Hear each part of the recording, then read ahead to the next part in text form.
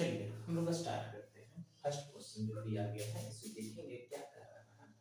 दिया गया है आपका, ठीक है, कि एपी का पांचवा पद 26 है और 10वां पद 51 है, तब इसका 15वां पद ज्ञात करें। चलिए एपी का पांचवा पद कितना दिया गया था, तो एपी का पांचवा पद है आपका 26। तो इसे सॉल्व करने से पहले इसका सबसे पहले हम फार्मूला लिखेंगे। फार्मूला क्या है देखो, टी एन बराबर, ठीक है ना, ए प्लस एन माइनस 1 इंटू क्या लिखेगा तो डी। अब इसी फार्मूला पर हम क्वेश्चन को सॉल्व करेंगे। टी एन का मतलब क्या है, टोटल ऑफ नंबर या टर्न ऑफ नंबर। ए का मतलब हो गया प्रथम पद और डी का मतलब हो गया दो नंबर यानी डिफरेंस, यानी डिफरेंस का मतलब हो गया दोनों संख्या के अंतर, ठीक है ना। तो आपका T N turnover number, A का मतलब प्रथम पद और डी का मतलब हो गया दोनों दोनों संख्याओं का अंतर और n का मतलब तो नंबर ही है। अब यहाँ देखिएगा लिखा हुआ था, क्या लिखा हुआ, समीकरण की जैसे हम लोग बैठाएंगे, लिखा हुआ है टोटल टर्न ऑफ नंबर कितना है 26, अरे a प्लस यानी केमा पद था यानी पांचवा पद है ना, तब 5 में यानी 5 माइनस 1 इनटू d। इसको अरेंज करके लिखिएगा, क्या लिखिएगा a प्लस यानी 4d इक्वल टू कितना 26। समीकरण क्या हो गया फर्स्ट। पुनः अब दोबारा जब हम लोग चलेंगे तो क्या लिखेंगे, इसी तरह से इसको भी निकालेंगे हम लोग। यार यहाँ तक तो हम लोग को क्लियर हो गया। और 10वां पद कर रहा था तो हम लोग लिखेंगे a प्लस 10 मत इसका मतलब हो गया 10 में से 1 घटेगा तो यहाँ पर बचेगा क्या 9d बराबर क्या हो जाएगा 51। समीकरण आपका क्या हो गया सेकंड। अब हम लोग चलेंगे समीकरण फर्स्ट और सेकंड से, तो यहाँ देखिएगा ये माइनस माइनस ये भी आपका माइनस 1 कट जाएगा, यानी 4 माइनस 9 यानी यहाँ क्या बचेगा माइनस 5d। अब इसे घटाइएगा तो 51 में से आप 26 अगर घटाइएगा 51 माइनस 26 तो क्या बचेगा आपका 25, लेकिन बट किस में माइनस में, ठीक है क्या होगा तो 25। चलिए तो ये माइनस से माइनस कट जाएगा यानी d बराबर क्या आ जाएगा तो 5 यानी 75, ठीक है ना, ये भी आपका कट जाएगा। अब इसी को हमको क्या करना है, समीकरण 1 में या 2 में, समीकरण या तो 1 में आप d का मान रख दीजिए या समीकरण 2 में d का मान रख दीजिए, आपका बराबर वही होगा। तो समीकरण कितना में, समीकरण 1 में d का मान रखने पर, d का मान रखने पर, समीकरण 1 में d का मान रखने पर, तो एक आपका क्या था तो a प्लस 4d, ठीक है, और बराबर कितना दिया हुआ था 26 दिया हुआ था, ठीक है। तो a प्लस 4d बराबर 26, तो इसका मतलब हो गया कि a प्लस, अब यहां से देखिए क्या है यानी 4 into 5 यानी d का वैल्यू आपका कितना था 5 था, तो d का वैल्यू 5 यहां पुट कर दीजिए यानी a प्लस 4d यानी 4 को लिखेंगे, d का वैल्यू आपके पास कितना था 5, 5 लीजिए। अब बराबर से यहां क्या है 26 है, तो a प्लस यानी 20 अब बराबर ये क्या बन गया 26। तो a बराबर जो आपका जो आ गया क्या आ गया, तो इसे हम लोग निकालेंगे 26 माइनस क्या लिखेंगे 20, तो a का वैल्यू क्या रहेगा 6 हो जाएगा। अब यहां से आपका निकालना है क्या मान, तो 15वां पद ज्ञात करना है। देखिए यहां लिखा हुआ है ये तो आपका a और d का डिफरेंस आ गया वैल्यू, अब निकालना है आपका 15वां पद, तो इसी तरह हम लोग पुट कर लेंगे यानी 15वां पद आपका होगा tn यानी 15 बराबर लिखेंगे a प्लस n, देखिएगा a plus n minus 1 into d यानी tn कर लिए। अब यहाँ पर दिया हुआ था t15, अब यहाँ से जब हम लोग लिखेंगे बाबू तो a प्लस यानी 15 माइनस क्या लिखेंगे 1 और d का वैल्यू आपका कितना आया था, d का वैल्यू आया 5, ठीक है। तो यहाँ हो गया t15 बराबर a का वैल्यू आपका क्या था 6, अब प्लस ये कितना हो जाएगा 15 माइनस 1 यानी 14, 14 25 70 यानी tn यानी 15वां पद इसका हो जाएगा 76। यही हो गया इसका क्या हो गया तो आंसर, ठीक है। तो इसमें आपको 15वां पद, ऐसा नहीं कि सिर्फ a का वैल्यू निकाल के छोड़ दें या d का वैल्यू निकाल के छोड़ दें, तो नहीं, आपको क्या करना था a का भी वैल्यू निकालना है, d का भी वैल्यू निकालना है और निकालना क्या था 15वां पद, यानी 15वां पद हम लोग निकाल लिए।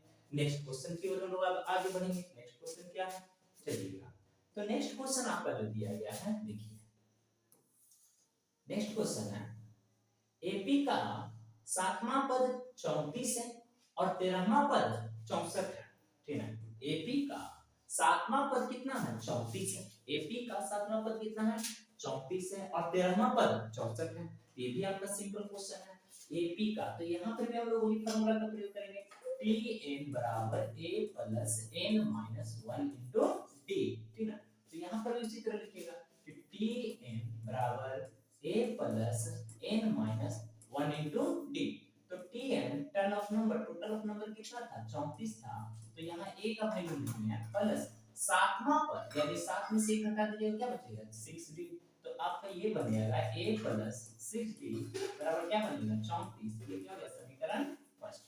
पुनः, पुनः का मतलब हो गया दोबारा, दोबारा अगर हम लोग लेंगे तो क्या करा, और 13वां पद 64 है, तो एपी ज्ञात करना है। चलिए, यानी यहाँ पर ए का वैल्यू आपको बता देना है और डी का वैल्यू बता देना है कि इसका प्रथम अंक क्या, प्रथम पद क्या होगा, डिफरेंस इसका क्या होगा, एपी इसका कैसा बनेगा। आइए, तो इसी तरह फिर हम लिखेंगे कि 13वां पद कितना है 64, तो इसको हम लिख सकते हैं a प्लस 13 में से 1 जाएगा तो 12d, अब बराबर क्या लिखेंगे तो 64। समीकरण आपका ये क्या हो गया 2। अब इसको हम लोग यहाँ फिर इसी यही यहाँ पर हम काट देते हैं समीकरण 1 और 2 से, यहाँ भी माइनस, यहाँ भी माइनस, ये भी आपका क्या हो जाएगा माइनस। अब इसको काटिएगा तो a से a कहाँ लिखा था, अब यहाँ हो जाएगा माइनस कितना 6d और 64 माइनस कितना 34, तो यहाँ जाएगा 0 और ये हो जाएगा 3, यानी यहाँ आ जाएगा आपका माइनस कितना 30, यानी ये आपका दोनों जगह कैंसिल और d बराबर हो जाएगा 30/6, यानी d का वैल्यू कितना आ गया 5। चलिए, तो फिर हम उसी तरह करेंगे कि समीकरण 1 में, समीकरण 1 में, ठीक है, समीकरण 1 में d का मान रखने पर, d का मान, ठीक है, d का मान रखने पर, समीकरण 1 में किसका मान रखिएगा d का मान रखिएगा, समीकरण 1 में d का मान रखने पर। तो अब यहाँ समीकरण 1 में d का मान रख दीजिए रखने पर, ठीक है।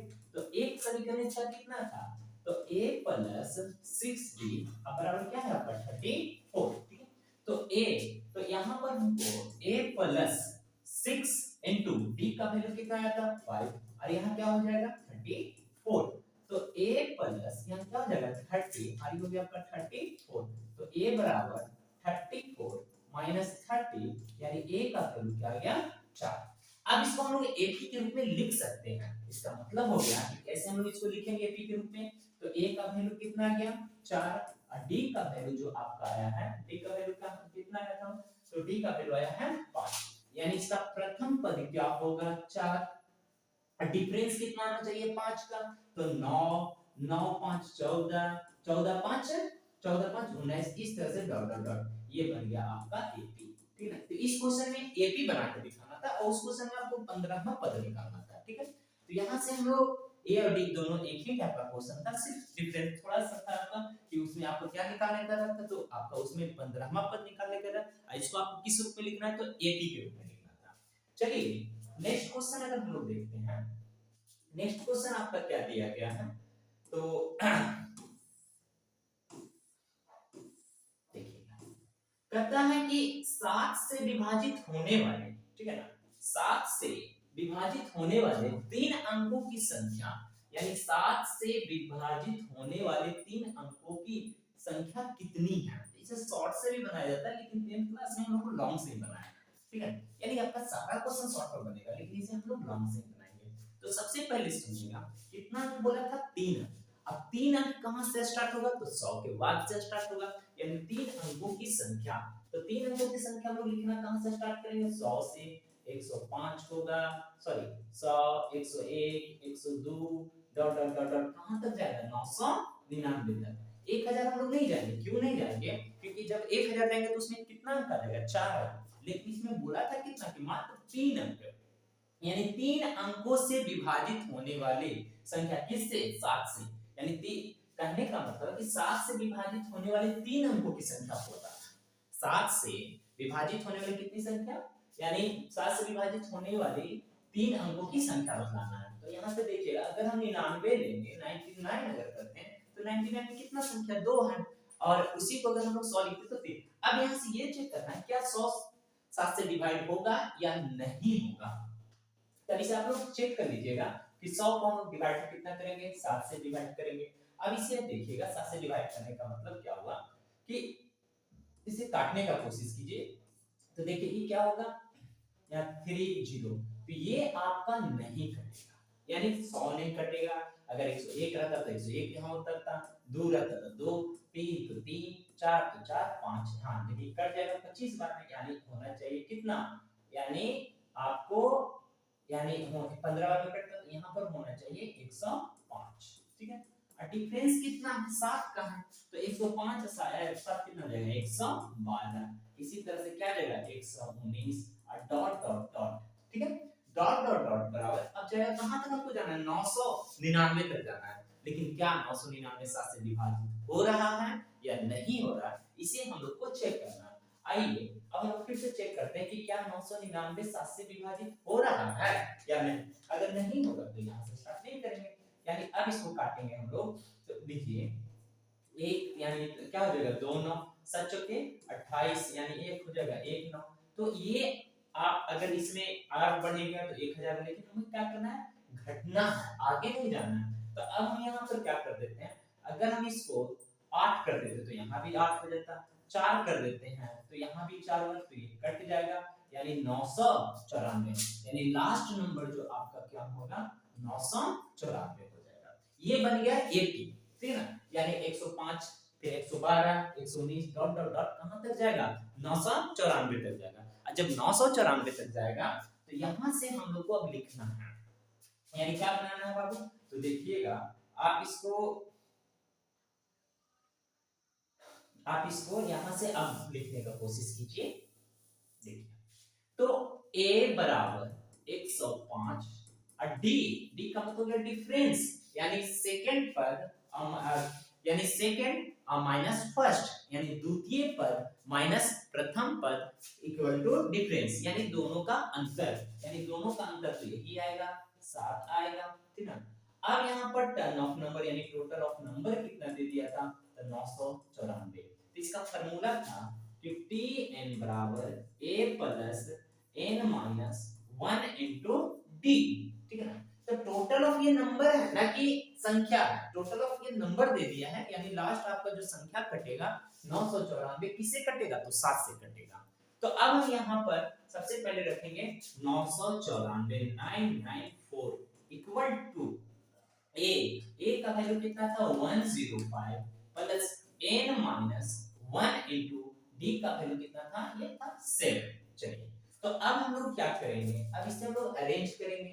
अब सबसे पहले हम लोग सजाएंगे, देखिए किस तरह से सजेगा। तो सबसे पहले जो आपका सजेगा,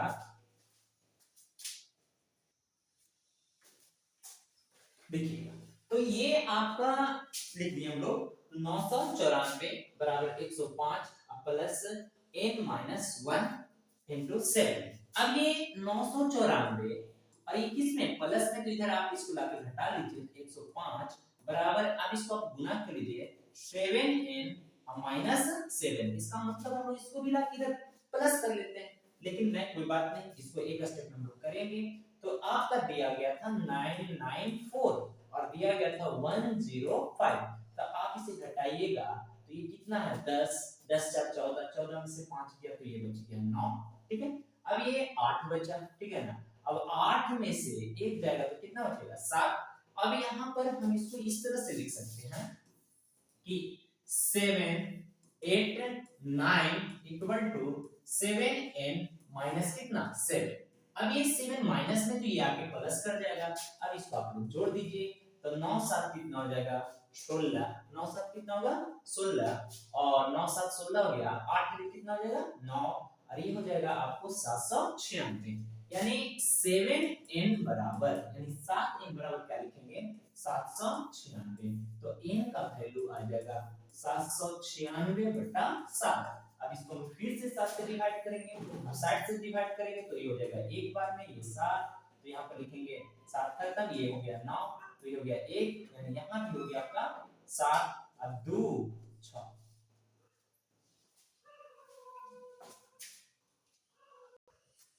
सॉरी इसी घटाने में थोड़ा सा मिस्टेक हो गया है, यहाँ पर थोड़ा सा ध्यान दीजिएगा, ये हम गलत कर दिए, फिर से हम इसको बना लेते हैं। देखिएगा चलिए फिर से क्या बनाना है, यहाँ पर हम लोग ये वाला पॉइंट आपका गलत लिखा गया है। सबसे पहले अब हम लोग लिखेंगे यहाँ पर क्या लिखेंगे 994 ए का वैल्यू कितना था 105 plus n minus 1 into D. D का वैल्यू कितना था आपका 7 था, ठीक है। तब यहाँ पर लिखेंगे 994 माइनस 105 बराबर, अब यहाँ से क्या हो जाएगा 7n माइनस 7, ठीक है। तो आप इसमें लिखिए 994 105, इसको आप घटाइएगा 10 4 14, ये बच गया आपका 9, ठीक है। यानी 10 4 14 में से 5 गया 9, ये बच गया 8, 8 9 में से तो ये बच गया 8, 889। 889 में 7 को आप ऐड कर दीजिए, ठीक है। 889 में 7 को क्या करना है, ऐड कर देना, ठीक। 889 में आप 7 को क्या कर दीजिए, ऐड कीजिए। तो 7 को ऐड कीजिएगा, 9 7 16, 8 1 9 और 8 का 896, यानी कहने का मतलब हो गया कि 7n बराबर कितना हो गया 896। तो n का वैल्यू हो गया 896 बटा कितना हो गया 7। तो अब इसको आप डिवाइड कीजिएगा, कितना से डिवाइड करना है तो 7 से, यानी 7 एकम 7, ठीक है। तो 7 एकम 7 का मतलब 1 9, 7 दूनी क्या हो जाएगा 14, अब ये बचेगा 5, यानी 7 56, यानी 128 ऐसे संख्या है, 128 ऐसी संख्या है जो किससे विभाजित होगा, तो ये आपका 7 से विभाजित होगा, ठीक है। फिर से हम लोग यहाँ पर देखेंगे कि यहाँ आपको किस तरह से बनाना है, चलिए। यानी 7 से विभाजित होने वाले 3 अंकों की संख्या, तो 7 से विभाजित होने वाले 3 अंकों की संख्या कहां से स्टार्ट करेंगे 100 से। 100 से कहां तक लिखेंगे 999 तक। लेकिन आपको ये ध्यान रखना है क्या 100 7 से विभाजित होगा कि नहीं होगा। जब 7 से विभाजित नहीं होगा तो 100 को नहीं लेंगे। आप 100 से पीछे नहीं आ सकते, क्योंकि क्वेश्चन में बोल दिया, कंडीशन दिया गया था कि 7 से विभाजित होने वाली संख्या, अब 7 से तो आप 99 ले लीजिएगा, तो यानी अब 99 लीजिएगा तो वहां पर 2 अंकों की संख्या हो जाएगी। लेकिन आपका कंडीशन क्या था कि 3 अंकों की संख्या होनी चाहिए। अब 3 अंकों की संख्या के लिए आप 100 से ऊपर जा सकते हैं। तो इसमें पहला जो कटेगा 105 कटेगा, दूसरा का जो कटेगा 112 कटेगा, फिर इस तरह से 119 और लास्ट जो कटेगा 994। अब इसको हमको सॉल्व करने पर टोटल कितना संख्या है 128 ऐसे संख्या जो कि किससे डिवाइड होता है तो 7 से डिवाइड हो जाता है। नेक्स्ट, अब आगे हम लोग बढ़ते हैं, अगला क्वेश्चन जो दिया गया था, चलिए अगला क्वेश्चन आपका है कि एक हेलीकॉप्टर पायलट, क्वेश्चन को जरा ठीक से देखिएगा, लिखा गया है कि एक हेलीकॉप्टर पायलट, ठीक, इसको और ऐसे कर देते हैं, चलिए बनाते समय थोड़ा सा छोटा कर लेंगे, क्वेश्चन को पढ़ लीजिए पहले। क्या लिखा गया था कि एक हेलीकॉप्टर पायलट 1000 मीटर की ऊंचाई से अपने बाएं, बाएं नहीं है ये है बाएं, ये बाएं और दाएं एक ही ऊंचाई पर उड़ते हुए दो वायुयान क्या दो वायुयान, ठीक है, दो वायुयान को देखा, ठीक है, यह देखता है जिसके अवनमन कोण कितना है 45 डिग्री है और 60 डिग्री है।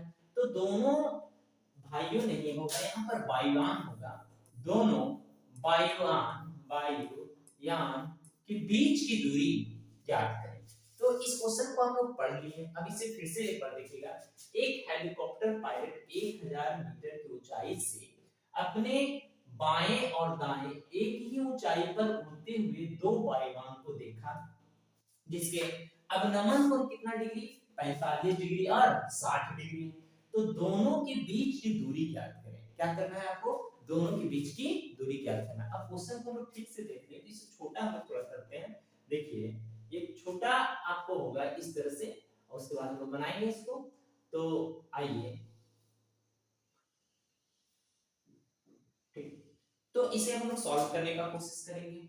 देखिएगा क्या कहा था, एक हेलीकॉप्टर यानी 1000 मीटर की ऊंचाई पर ये होगा आपका बाएं और दाएं एक ही वायुयान, यानी होगा वायुयान होगा। यहाँ इसको काट लिया, इसको लिखिए वायुयान, ठीक है। और देखता है जिसका अवनमन कोण कितना डिग्री है, ये भाई नहीं होगा वायुयान होगा, यानी वायुयान के बीच की दूरी ज्ञात करें।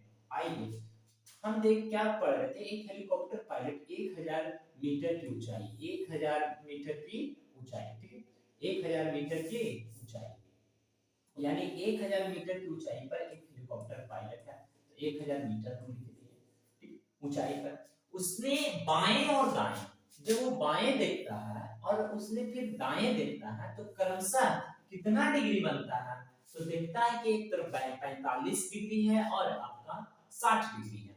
तो यहाँ लिख दीजिए 45 डिग्री और यहाँ लिख दीजिए कितना डिग्री 60 डिग्री। अब इसकी हाइट दे दिया गया है। अब उसके बाद पूछा है कि अवनमन कोण इतना है तो उनके बीच की दूरी यानी यहाँ से यहाँ तक की दूरी आपको निकालना। मान लीजिए इसका नाम देते हैं ए, फिर देते हैं बी, सी और ये आपका डी। ठीक है, तो ये आपका ट्रायंगल बन गया, दाएं और बाएं देख रहा था। अब यहाँ से दो ट्रायंगल है, एक है ए बी डी, एक है आपका ट्रायंगल ए बी सी। तो हमें जहां से भी चलना, इसको मान लेते हैं हमें x, इसको मान लेते हैं हम लोग y। ठीक है, आइए इसी d और c के बीच की दूरी हमें क्या करना है, ज्ञात करना है। यानी यहां से लेकर यहां तक की दूरी आपको क्या करना है, निकालना है। d और c के बीच की दूरी निकालना है। तो d और c के बीच की दूरी जब आप निकालिएगा तो आप इसको इस तरह से लिखिएगा।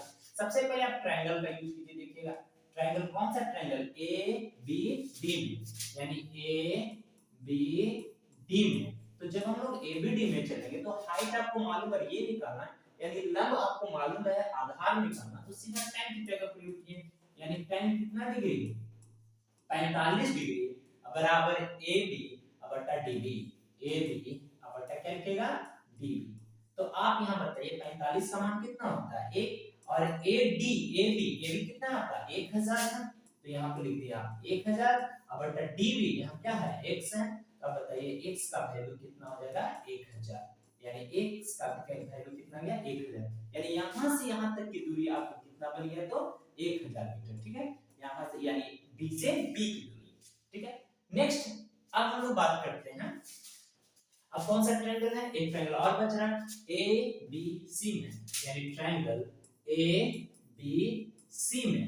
तो अब यहां से फिर चलिएगा ए बी सी में। तो यहाँ भी आप देखिएगा हाइट आपको मालूम है लेकिन आपका बेस मालूम नहीं है, तो यहाँ पर भी tan का ही प्रयोग करेंगे।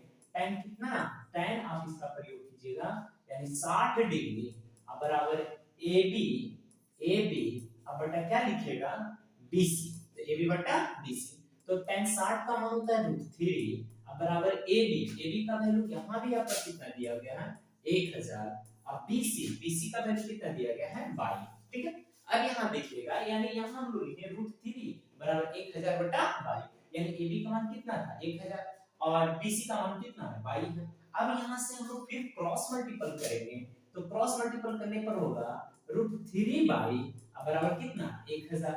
अब यहाँ से यही निकालेंगे कि 1000 बराबर 1000 बटा √3। ठीक है, अब इसको हम लोग हेल्पर में करण कर लेते हैं। तो हेल्पर में करण कीजिएगा तो यहाँ क्या होगा √3 बटा √3, तो √3 बटा √3 यानी 1000 गुना √3 बटा कितना √3। तो आप √3 का वैल्यू आप यहाँ पर पुट कर दीजिएगा, तो लिखिएगा 1000 गुना 1.732, ये √3 का वैल्यू होता है 1.732 और आपका नीचे क्या आया था तो 3 आया था। अब इसको पूरा गुना कीजिएगा तो 1732 बटा कितना आ जाएगा 3। इसे काटने पर लगभग आपका 577 समथिंग आएगा, यानी 577.6 समथिंग। तो इस तरह से आपका आ गया, यानी यहां से यहां तक की दूरी यानी B से C की दूरी आपका कितना मिल गया 577.6। अब हमें तो यही तो बताना था कि D और C के बीच की दूरी क्या है। तो D और C के बीच की दूरी अब हम निकालने के लिए तो DC बराबर हम लिखेंगे बाबू DC बराबर यानी DB BD, ठीक है, प्लस BC। ठीक है, तो आप बताइए BD का वैल्यू कितना आपका आया था 1000 और प्लस BC का वैल्यू कितना है 577.6, दोनों को ऐड कीजिएगा तो 1577.6, यही लगभग आपका क्या बन गया आंसर। ठीक है, तो ये निकालना था आपका, क्या निकालना है इसमें तो दोनों के बीच की दूरी, यानी दोनों जो पायलट दिख रहा था अग्नावन को, यानी दोनों के बीच की दूरी कितना हो गया 1577.6। चलिए इसको एक बार फिर आप देख लीजिएगा।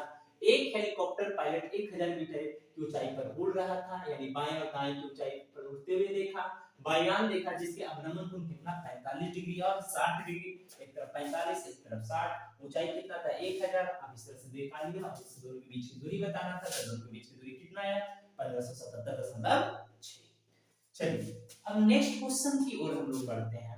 तो नेक्स्ट क्वेश्चन आपका क्या है, देखिए नेक्स्ट क्वेश्चन में दिया गया है कि यहाँ लिखा हुआ है दो वृत्त की त्रिज्या क्रमशः क्रमशः 8 सेंटीमीटर और 6 सेंटीमीटर है। क्रमशः कितना है तो 8 सेंटीमीटर और कितना सेंटीमीटर 6 सेंटीमीटर है।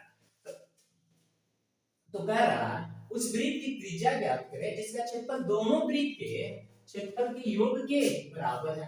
तो यानी यहाँ पर हम लोग निकालेंगे कि दो सर्कल दिया गया है, ठीक है, और दोनों का हमको रेडियस मालूम है। एक का रेडियस है 8, एक का रेडियस है 6। अब यहाँ से हम निकालेंगे यानी एक वृत्त यानी एक बड़ा वृत्त एक आपका छोटा वृत्त, और दोनों को मिला देंगे तो उसका फिर हमको क्या निकालना है क्षेत्र, यानी दोनों के जिसका क्षेत्रफल दोनों के क्षेत्रफल के योग के बराबर हो। तो अब हम यहाँ से निकालेंगे सबसे पहले, यानी एक है आपका कौन सा बड़का यानी 8 बना, तो यानी पहला वृत्त लिखते हैं। पहला वृत्त का क्षेत्रफल, पहला वृत्त का क्या लिखेंगे बाबू, क्षेत्रफल लिखेंगे। तो पहला वृत्त का क्षेत्रफल कितना होगा पाई आर स्क्वायर, वृत्त का क्षेत्रफल पाई आर स्क्वायर, पाई को छोड़ दीजिए तो 88 64 पाई, ठीक है। दूसरा वृत्त का अगर हम लोग निकालेंगे यानी दूसरा वृत्त का क्या निकालेंगे का क्षेत्रफल, तो यहाँ भी उसी तरह से यानी 6 छक्का यानी पाई आर स्क्वायर, तो 6 छक्का 36 पाई। अब यहाँ पे इसको भी छोड़ दीजिए। अब कह रहा है कि वृत्त यानी है उस वृत्त की त्रिज्या ज्ञात करें जिसका क्षेत्रफल दोनों वृत्त के क्षेत्रफल के योग के बराबर है। यानी अब हमें दूसरा वृत्त यानी थर्ड वृत्त एक बनाना है और उसमें इन दोनों का योग कर दीजिए और उसका त्रिज्या रेडियस निकाल दीजिए। तो चलिए हम लोग अब एक बड़ा वृत्त बनेगा यानी योग बना दिए, तो एक बड़ा यानी बड़ा जो वृत्त बनेगा, बड़ा वृत्त का क्या लिखेंगे, बड़ा वृत्त का क्षेत्रफल। तो बड़ा वृत्त का क्षेत्रफल ये दोनों का योग कर लेंगे। तो यहाँ पर क्या था 64 पाई और प्लस क्या था आपका 36 पाई, यानी कहने का मतलब हो गया ये कितना हो गया 100 पाई, ठीक है। तो बड़का वृत्त का क्षेत्रफल निकाल लिखेंगे तो पाई या क्या लिखेंगे स्क्वायर लिखेंगे।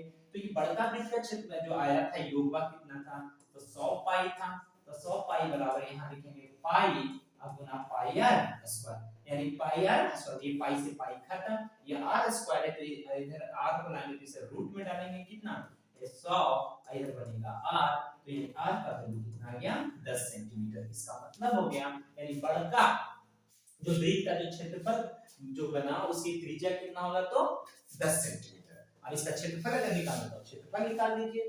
तो फिर से देखिएगा दो वृत्त की त्रिज्या 8 सेंटीमीटर और 6 सेंटीमीटर है, ठीक है। तो अब करा उस वृत्त की त्रिज्या ज्ञात करें जिसका क्षेत्रफल दोनों वृत्त के क्षेत्रफल के योग के बराबर है। यानी यहाँ पर पहिलका का क्षेत्रफल हम लोग निकालें तो वृत्त का क्षेत्रफल क्या होता है pi r square, pi r square, pi को हम छोड़ देते हैं। यानी अब यहाँ से लिखेंगे r का वैल्यू कितना था आपका 8 था तो 64, फिर था दूसरा का वृत्त था जिसका सेंटीमीटर कितना सेंटीमीटर रेडियस तो 6 सेंटीमीटर, तो सेकंड वृत्त का क्षेत्रफल r लिखेंगे तो इसका भी पाई r स्क्वायर होगा तो 6 36 पाई। अब दोनों का योग करना है, योग का मतलब हमको दोनों को क्या कर लेना है जोड़ देना है।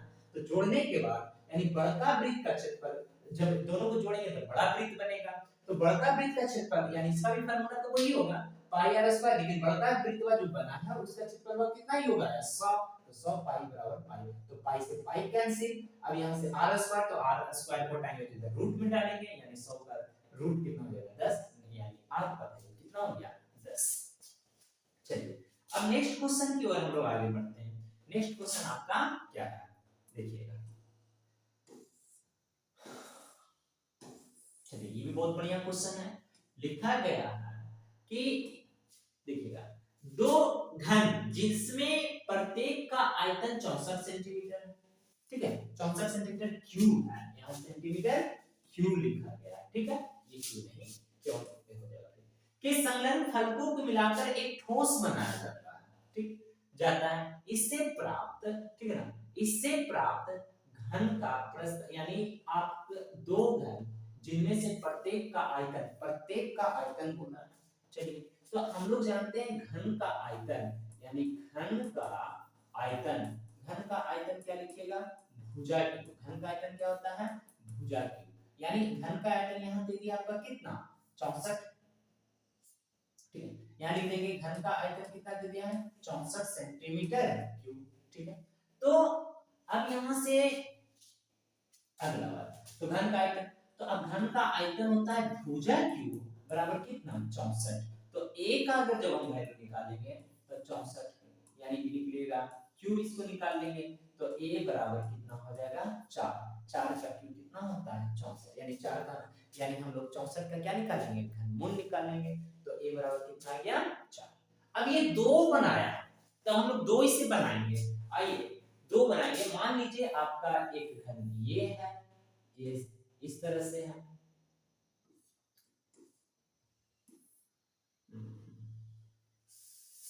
देखिएगा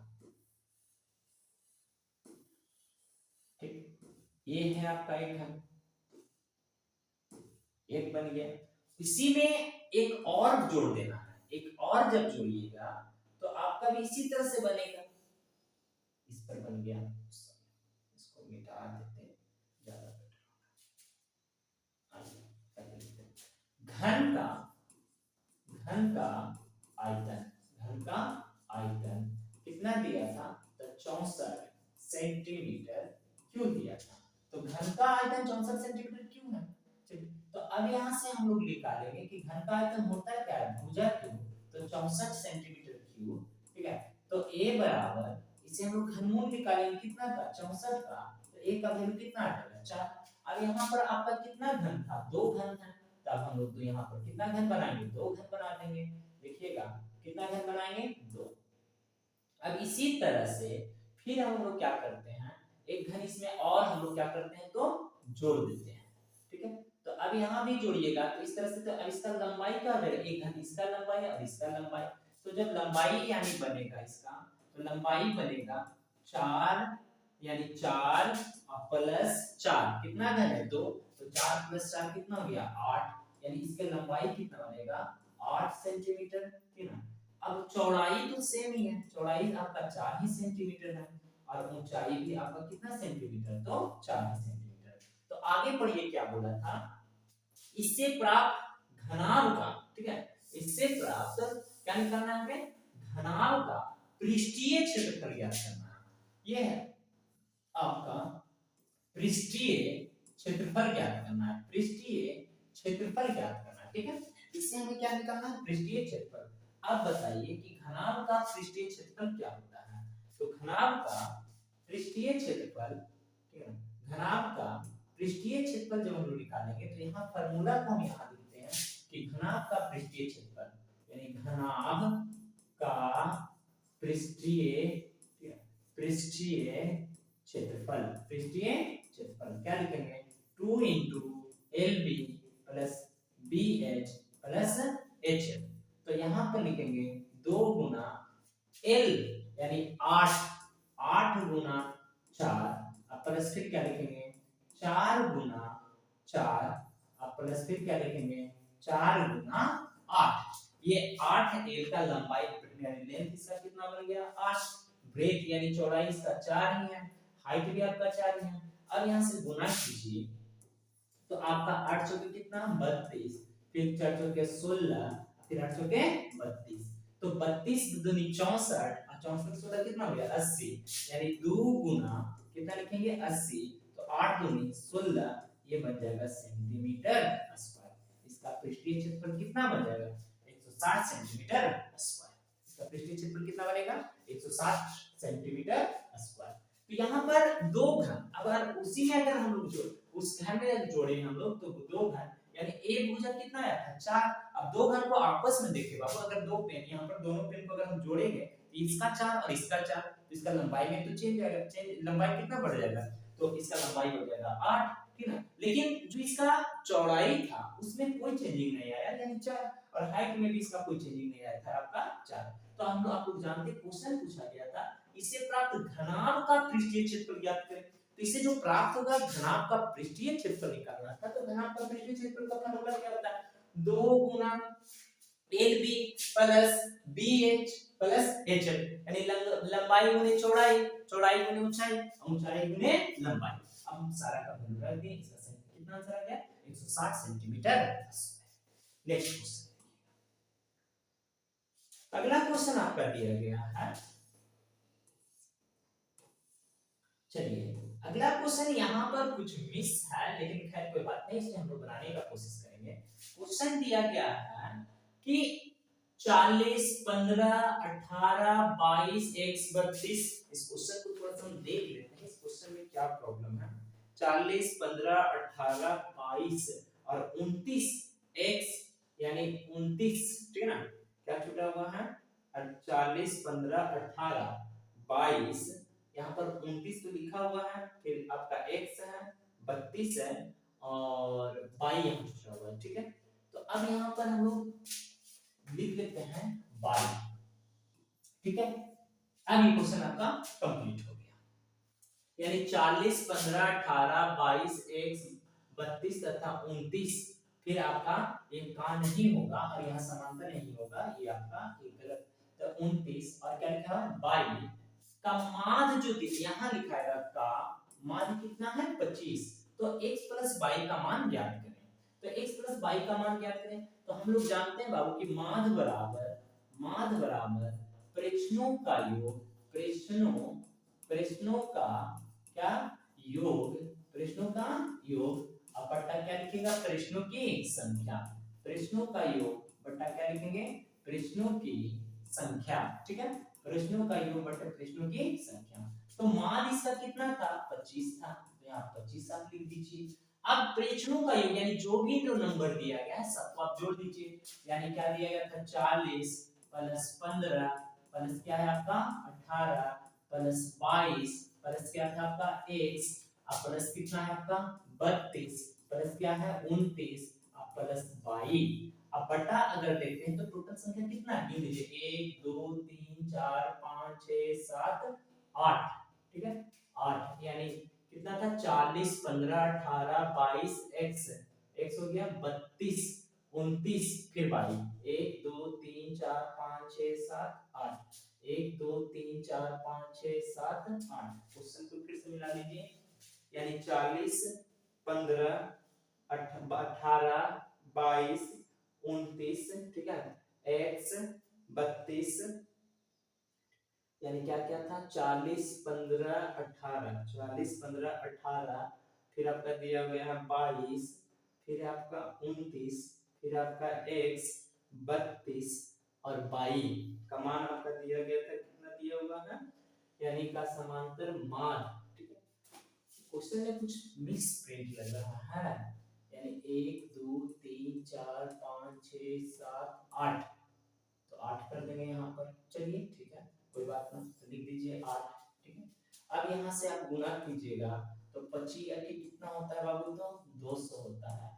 आप इसे आप ऐड कीजिए, ठीक है, ऐड करेंगे कहाँ, 9 9 2 11 11 तो कितना हो गया 11 2 13 13 13 13 8 21 21 21 5 26 के 6 के हाथ में 2, तो 2 4 4 3 7 7 2 9 1 10 10 11 11 4 कितना 11 4 15, 11 4 कितना देगा आपका 15, फिर से जोड़ दीजिएगा, देखिएगा 9 9 2 11 9 2 11 11 11 11 2 13 13 8 13 8 21 21 5 26 के 6 2, तो यहाँ हो गया 2 4 4 3 7 7 2 9 1 10 1 11 11 4 15, ठीक है। अब प्लस आपका क्या था x, अब प्लस क्या आपका y, इसी का वैल्यू आपको देना था। तो अब हम लोग यहाँ पर क्या करेंगे बाबू, 200 माइनस 156 बराबर x प्लस y। तो अब 200 में से 156 को घटाइएगा तो कितना बचेगा 44, यानी x प्लस y का वैल्यू कितना हो जाएगा 40, ठीक है। चलिए ये आपका बन गया। नेक्स्ट क्वेश्चन अगर आप देखते हैं तो नेक्स्ट क्वेश्चन देखिए क्या दिया गया था, आप इसको पढ़िएगा, इसमें कुछ नहीं था। अब जो भी नंबर दिया गया उसका आप क्या कर लीजिए, माध्य कितना दिया था 25, तो ठीक है, तो माध्य बराबर होता है प्रश्नों का योग बटे प्रश्नों की संख्या। माध्य बराबर आपका होता है प्रश्नों का योग बटे प्रश्नों की संख्या होता है, ठीक है। तो प्रश्नों का योग बटे प्रश्नों की संख्या हम लोग यहाँ पर लिख दिए। तो प्रश्नों का योग हमें जो भी नंबर दिया है उसे हम लोग क्या करेंगे, ऐड करेंगे, यानी सबको हम लोग जोड़ लिए। उसके बाद कितना संख्या था 1 2 3 4 5 6 7 8, ठीक है ना, तो 8 से हम लोग इसको भाग दे दिए, ठीक है ना। तो अब यहाँ से यहाँ क्या था, माध्य कितना था 25, तो 25 200 जोड़ने पर 156 यानी x। और हमें आपसे पूछा गया था कि x प्लस y का मान क्या होगा, तो x प्लस y का जो मान होगा आपका, x प्लस y का मान होगा 44। नेक्स्ट क्वेश्चन देखिएगा, नेक्स्ट क्वेश्चन क्या है। देखिए इस टाइप के क्वेश्चन को तो हम इजी वे से हम लोग बना सकते हैं। इसका आंसर देखिएगा क्या होगा। किसी कक्षा का माध्य का भार कितना है, तो 46 केजी है। कोई बात नहीं, इसको एलिगेशन मेथड से हम लोग बना देते हैं। एक लाइन का क्वेश्चन है ये ऑब्जेक्टिव टाइप का क्वेश्चन है। माध्य का भार कितना है, 46 केजी है। लड़कों का माध्य, ठीक है, ये आपका मध्य नहीं है, ये आपका क्या है, माध्य का भार 50 किलो है, ठीक है। एक तरफ लड़का लिख दीजिए आप, एक तरफ क्या लिख दीजिए, लड़का, एक तरफ लिख दीजिए लड़की, एक तरफ क्या लिख दीजिए, लड़की, ठीक है। तो ऐसा क्वेश्चन को इस तरह एक लाइन में हम लोग सॉल्व कर लेंगे। यानी किसी कक्षा का माध्य का भार कितना था, तो 46 के बीच में लिख दिए। और लड़कों का माध्य का भार कितना, 50 केजी, तो यहाँ लिखेंगे 50। तथा लड़कियों का माध्य का भार कितना, 40 केजी, ठीक है। अब इसे आपको क्या कीजिए, घटा के इसे आप लिख दीजिए। चलिए छोटा करके लिख देते हैं आपको। एक तरफ लिखिए क्या, लड़का, ठीक है ना, एक तरफ क्या लिखे, लड़का, एक तरफ आप लिखिए लड़की, ठीक है ना, लड़का और लड़की। तो आपसे बोला गया है कि लड़कों का माध्य क्या था, ये माध्य है, तो माध्य का भार कितना, 50, और लड़की का माध्य का भार कितना, 40, और यहाँ पर आप लगा लीजिए, बीच में लिख दीजिए 46, यानी टोटल था। अब इसको इससे घटा के यहाँ लिखिए, और इससे घटा के आप यहाँ लिखिए। ये जो आएगा लड़का का होगा, ये जो आएगा रेशियो लड़की का होगा। अब यहाँ से अगर हम 46 में से 40 को घटाएंगे तो आपका क्या बनेगा, 6, और ये क्या बनेगा आपका 4। रेशियो लिखना है, तो रेशियो का मतलब होता है सबसे छोटा पार्ट। यदि और टूटेगा, 6 और 4 है, तो 6 और 4 को तोड़िएगा, 6 और 4 को अगर तोड़िएगा तो 3:2, इससे अब छोटा होने वाला ये नहीं है। यानी लड़का का रेशियो 3 होगा और लड़की का रेशियो कितना होगा, 2 होगा। लड़का का रेशियो कितना, 3, और लड़का का रेशियो 3 और लड़की का रेशियो कितना होगा, 2 होगा। अब यहाँ से एक बात और ध्यान रखना है कि ये एलिगेशन कब हम लोग लगाएंगे। एलिगेशन में ध्यान रखना, ये जो आपका 46 जो है, जो एक से क्या होना चाहिए, बड़ा होना चाहिए, और एक से आपका क्या होना चाहिए, छोटा होना चाहिए, तब इस कंडीशन में आप एलिगेशन का प्रयोग करें। यहाँ देखिए 50 है, तो 50 से छोटा है आपका 46, और यहाँ देखिए 40 है, इससे छोटा है आपका ये, इससे 50 है तो 46 छोटा है, अब 40 से आपका ये 40 से 46 आपका क्या है, बड़ा है, ठीक है। तब आप इसमें एलिगेशन का मेथड का प्रयोग कर सकते हैं, नहीं तो नहीं। ये आपका ऑब्जेक्टिव टाइप का क्वेश्चन था। नेक्स्ट क्वेश्चन देखिएगा, नेक्स्ट क्वेश्चन आगे बढ़ते हैं हम लोग। क्या कहता है, कहता है राम ने एक टेस्ट में 40 अंक अर्जित किए जब उसे प्रत्येक सही उत्तर का 3 अंक मिला, ठीक है। प्रत्येक जब सही उत्तर वो दे रहा था तो कितना मिल रहा था, 3 अंक उसे मिल रहा था, ठीक। उसके बाद कहता है तथा जब वो अशुद्ध उत्तर पर 1 अंक काट लिया जाता था, अशुद्ध जब आंसर देगा तो 1 अंक काट लिए गए। यदि उसे सही उत्तर का 4 अंक दिया जाता, सही का कितना दिया जाता, 4 दिया जाता, यानी 4 अंक मिले, अशुद्ध का 2 अंक काटे तो 50 अंक मिलेगा। तो अब इसको हम समीकरण के मेथड से हम लोग सॉल्व करेंगे। आइए सर इस क्वेश्चन को थोड़ा सा छोटा करते हैं, आप लोग इसे पढ़ लीजिएगा, फिर से हम यहाँ पर सुनाते हैं, देखिएगा। राम ने एक टेस्ट में 40 अंक अर्जित किए, ठीक है।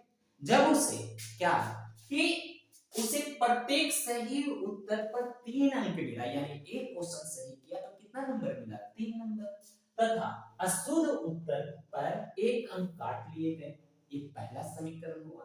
सेकंड, यदि उसे सही उत्तर पर 4 अंक मिलता, यानी एक क्वेश्चन का जवाब देगा तो 4 अंक मिलेगा, तथा अशुद्ध पर 2 अंक काट लेंगे, तब यानी तब उसे कितना अंक मिलता था, वो 50 अंक अर्जित करता था। तो टेस्ट में कुल कितने प्रश्न थे, आइए अब हम लोग क्वेश्चन को सॉल्व करते हैं। यानी आपसे क्या पूछा जा रहा है, प्रश्नों की संख्या। तो देखिएगा, यानी टेस्ट में कितने प्रश्न थे। अब इसे हम लोग थोड़ा सा छोटा कर लेते हैं, अब तो पढ़ लिए होंगे। तो आप देखिए यहाँ जो दिखाएगा बाबू, यानी अब हम इसे हम लोग शॉर्ट वे से भी बना सकते हैं, लेकिन आप लोगों को 10th में एग्जाम देना है तो इसे हम लोग थोड़ा सा लॉन्ग बनाएंगे। आइए, माना कि सही अंक, ठीक है ना, माना कि क्या बोल रहा था ये, माना कि सही उत्तर पर उसे कितना मिलता था, माना कि सही उत्तर बराबर x, ठीक है। माना कि सही उत्तर बराबर x, और गलत उत्तर बराबर क्या लिखेगा y। ठीक है, गलत उत्तर बराबर y। अब आइए प्रश्न से, यानी प्रश्न में क्या बोला था कि प्रश्न में ये बोला गया था कि सही उत्तर पर उसी के मतलब प्रत्येक सही पर 3 अंक मिलता था, तो प्रत्येक सही पर क्या लिखेंगे 3x लिखेंगे। और जब वो गलत करता था तो उसे कितना मिलता था, जब वो गलत करेगा तो उसे कितना मिलता था 1 अंक। यानी कहा लिखा हुआ प्रत्येक सही पर 3 अंक तथा मिले तथा अशुद्ध उत्तर पर 1 अंक काट लिए, यानी गलत के लिए हम लोग 22 लिखेंगे, तो इसे टोटल नंबर कितना मिला था 40 अंक लाया था। ये हो गया आपका समीकरण फर्स्ट। पुनः यानी जब हम लोग दोबारा इसे पढ़ेंगे आगे क्या करता है अब देखना। अब यदि उसे सही पर 4 अंक, यानी सही बराबर क्या मानेंगे 4, फिर बोला कि सही उत्तर पर 4 अंक और अशुद्ध उत्तर पर 2 अंक काट लिए जाते हैं, तो हम क्या लिखेंगे 2 बाई बराबर क्या लिखेंगे 50, यानी समीकरण हो गया सेकंड। अब हम यहां से लिखेंगे समीकरण 1 और समीकरण 1 और समीकरण 2 से, समीकरण 1 और समीकरण 2 से। आइए तो समीकरण 1 और 2 मतलब हो गया 3x माइनस y बराबर क्या है 40, फिर आपका 4x माइनस 2y बराबर क्या आपका 50। अब इसे हम लोग पहले काटने का कोशिश करेंगे। अब इसे काटने का एक ही तरीका है, आप 2 से ऊपर गुना कर दीजिए और 1 से आप नीचे गुना करिए। तो 2 से ऊपर करेंगे तो 3 दूनी क्या हो जाएगा 6 माइनस 2y बराबर 40 दूनी 80। 1 से गुना करेंगे ये क्या बनेगा 4x माइनस 2y और बराबर क्या बनेगा 50। अब यहाँ से देखिएगा माइनस प्लस माइनस, अब यहाँ से क्या बनेगा 6 में से 4 गया तो क्या बचेगा 2x और ये हो गया प्लस माइनस खत्म। अब यहाँ पर माइनस है बाबू, तो 80 में से 50 जाएगा तो क्या बचेगा 30, यानी x का वैल्यू आ गया 30/15 35/2, यानी x का वैल्यू आ गया आपका 15। ठीक है, तो यहाँ पर आपका समीकरण जो हम लोग निकाल दिए x का वैल्यू निकाल दिए। अब यहाँ से आपको निकालना है y का, तो आइए y का अगर जो हम लोग निकालेंगे तो y निकालिए, यानी समीकरण 1 में या 2 में किसी में आप रख दीजिए, समीकरण 1 में x का ठीक है x का मान रखने पर ठीक है ना, समीकरण 1 में x का मान रखने पर एक आपका कितना था, तो एक है आपका 3x माइनस y बराबर 40। तो x का आपका आया था बाबू 3 गुने 15 और माइनस y बराबर क्या लिखेगा 40, ये हो जाएगा आपका 45 माइनस y बराबर क्या लिखेगा 40। तो माइनस y बराबर 40 माइनस 45। ठीक है, तो माइनस y माइनस 5 यानी माइनस माइनस खत्म, y का वैल्यू क्या आ गया आपका 5। ठीक, तो आपका ये 100 और y का वैल्यू निकल गया। अब उसे क्या मिलता था आपको टोटल प्रश्न अगर निकालना तो आप यहां से निकाल सकते हो। ठीक है, ये आपका आ गया कितना कि तो टेस्ट में कुल कितने प्रश्न थे, तो आप यहां से निकाल लीजिए, यानी x का भी वैल्यू आपके पास मालूम है और y का भी वैल्यू आपके पास मालूम है। चलिए नेक्स्ट क्वेश्चन की ओर बढ़ते हैं।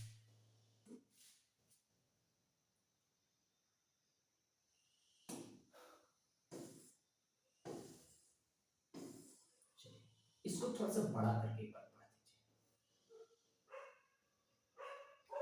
क्वेश्चन को पढ़िए पहले गौर से।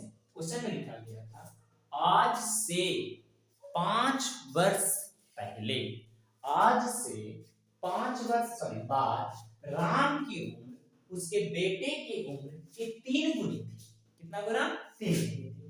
5 वर्ष पहले राम की उम्र उसके पुत्र की उम्र के साथ, यानी के साथ ही साथ नहीं 7 गुनी, यहाँ लिखा हुआ है 7 नहीं है, यहाँ पर क्या होगा 7 गुनी, क्या लिखा हुआ है तो 7 गुनी है। ठीक है, गुनी थी।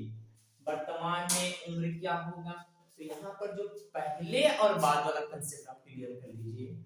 और वर्तमान का पहले, जब भी पहले बोले तो आप माइनस कीजिए, जब भी बाद बोले तो आप प्लस कीजिए। ठीक है, और एक बात और ध्यान रखना है, पहले हम जितना उससे छोटा थे उतना हम आज भी उससे छोटा रहेंगे। ठीक है ना। देखिएगा, यानी अगर मान लो 5 वर्ष बाद उसके उम्र, उसके बेटे की उम्र की 3 गुनी, यानी 5 वर्ष या तो पहले बोलता है, अगर 5 वर्ष पहले भी 3 गुना था तो वर्तमान में भी क्या रहेगा, 3 ही गुना रहेगा।